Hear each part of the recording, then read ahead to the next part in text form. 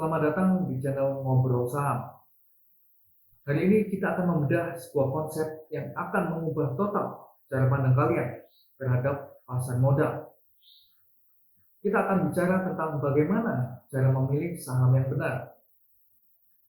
Ini ilmu yang saya harap saya ketahui lebih awal saat berinvestasi di saham. Banyak dari kita mungkin bingung saat pertama kali buka aplikasi sekuritas. Pertanyaannya selalu sama. Saham mana yang harus saya beli?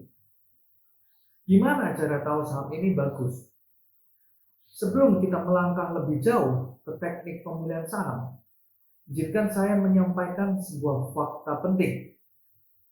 Faktanya, bagi sebagian besar orang, ada cara yang jauh lebih mudah dan seringkali lebih menguntungkan.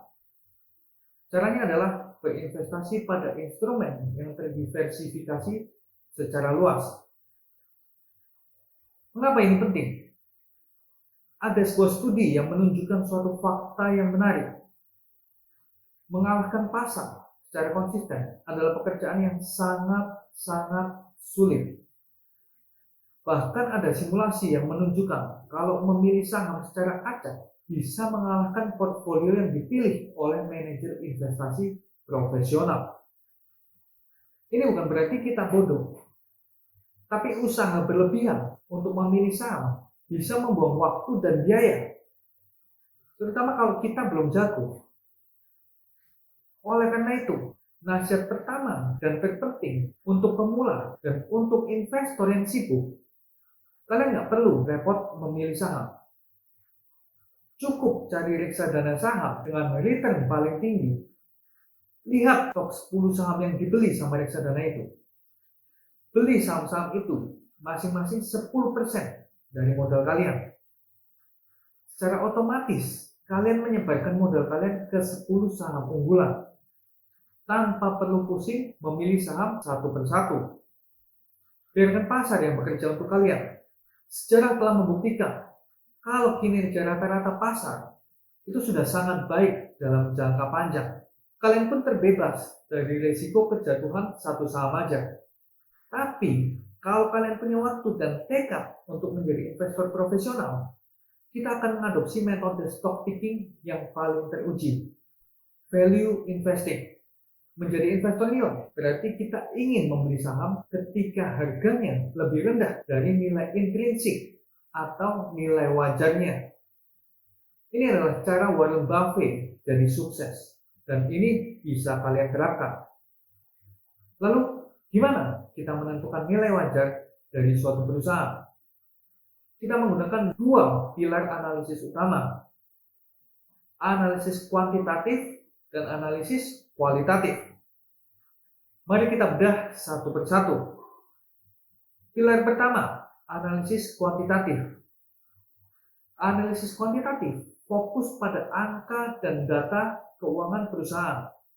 Tujuannya adalah melepaskan diri dari ilusi pergerakan harga saham yang fluktuatif dan melihat fundamental perusahaan yang sebenarnya. Kalian bisa mengakses laporan keuangan perusahaan di situs resmi Bursa Efek Indonesia, idx.co.id. Apa yang harus dilihat? Pertama, laporan laba rugi. Lihat pertumbuhan pendapatan dan laba bersih perusahaan dalam 5-10 tahun terakhir. Apakah pertumbuhannya konsisten dan stabil? Waspada pertumbuhan laba yang tak didukung pertumbuhan pendapatan. Hindari perusahaan yang labanya naik turun secara drastis tanpa alasan yang jelas. Kedua, neraca. Kita lihat kesehatan keuangan perusahaan. Perhatikan rasio utang terhadap ekuitas atau debt to equity ratio. Nilai yang rendah umumnya lebih disukai, menunjukkan perusahaan tidak terlalu bergantung pada utang. Dan yang terlalu tinggi, misalnya di atas 1 kali atau 100%, bisa beresiko, terutama kalau suku bunga sedang naik. Lihat rasio lancar atau current ratio untuk memastikan perusahaan mampu membayar utang jangka pendeknya. Ketiga, laporan arus kas atau cash flow. Pastikan arus kas dari operasional selalu positif dan stabil. Ini menunjukkan bahwa bisnis inti perusahaan benar-benar menghasilkan uang tunai. Bisnis yang sehat harus menghasilkan uang tunai dari operasional utamanya, bukan hanya laba di atas kertas.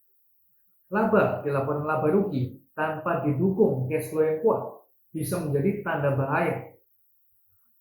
Keempat, rasio valuasi kunci. Ada beberapa rasio keuangan yang penting untuk menghitung valuasi perusahaan. Price to earning ratio atau PER. Bandingkan PER saham dengan rata-rata PER industri atau PER historisnya. PER yang rendah bisa menunjukkan saham yang lebih murah dan undervalue, asalkan labanya berkelanjutan. Kemudian ada price to book value atau PBV. Rasio ini sangat penting untuk sektor keuangan dan perbankan. PBV di bawah 1 berarti saham dijual di bawah nilai aset bersihnya. Tapi harus hati-hati, cari tahu alasannya kenapa kok harga sahamnya murah. Return on equity atau ROE. Cari perusahaan dengan ROE yang tinggi dan stabil.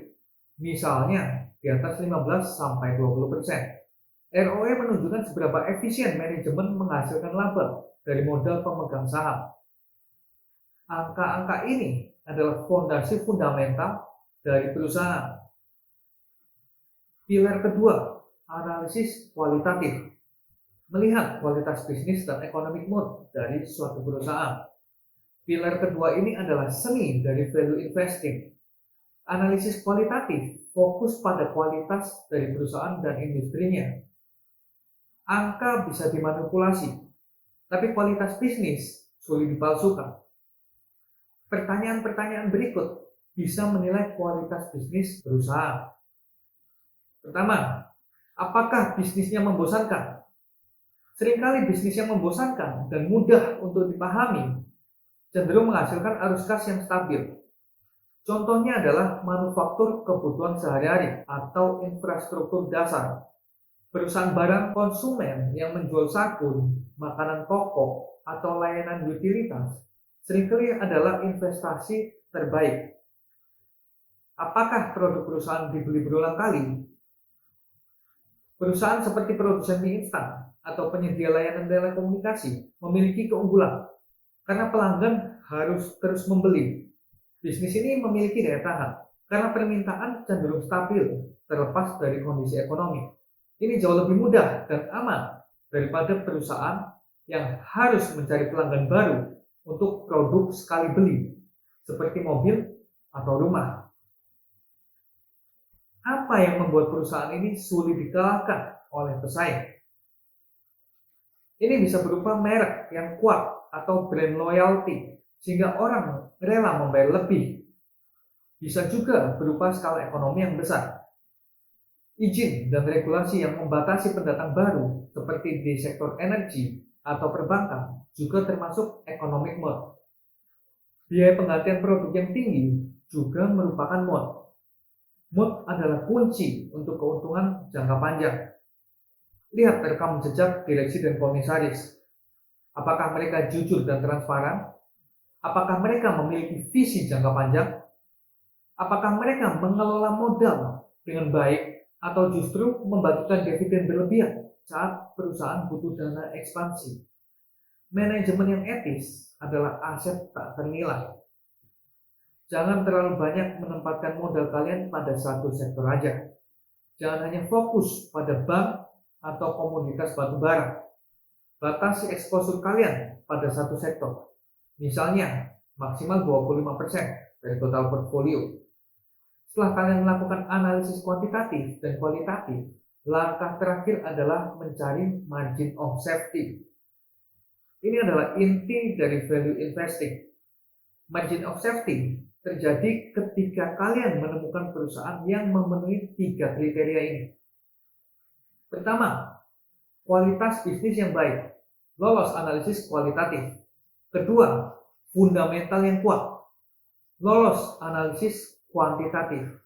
Ketiga, harga pasar saat ini sangat murah, jauh di bawah nilai wajarnya, atau biasa kita sebut undervalued.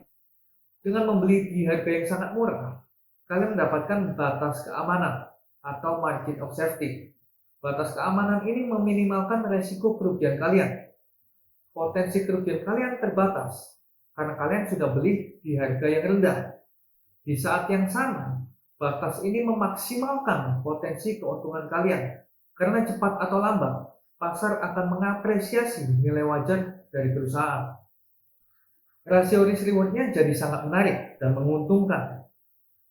Ingat, investasi adalah permainan jangka panjang, bukan balapan harian.